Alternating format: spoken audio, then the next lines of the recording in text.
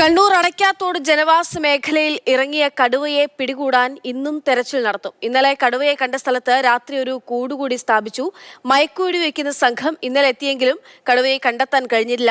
ഇന്നലെ രാത്രി വനംവകുപ്പ് ഉദ്യോഗസ്ഥർ പ്രദേശത്ത് പട്രോളിംഗ് നടത്തുകയുണ്ടായി.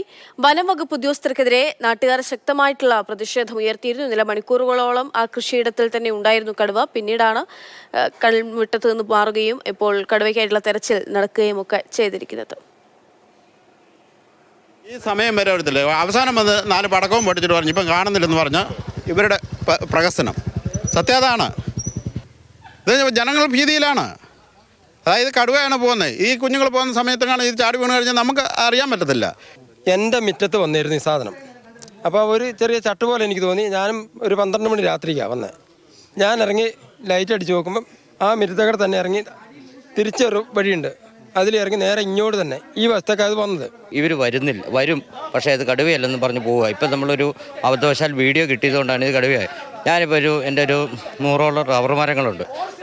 10 വെട്ട് വെട്ടി ഈ വർഷം 10 വെട്ട് വെട്ടി കഴിഞ്ഞപ്പം 3-4 മരത്തിൽ ഇങ്ങനെ കടുവ മാന്തി വെച്ചിട്ടുണ്ട്. അത് കണ്ടിട്ട് ഞാൻ പിന്നെ അങ്ങോട്ട് വെട്ടാൻ പോകുന്നില്ല.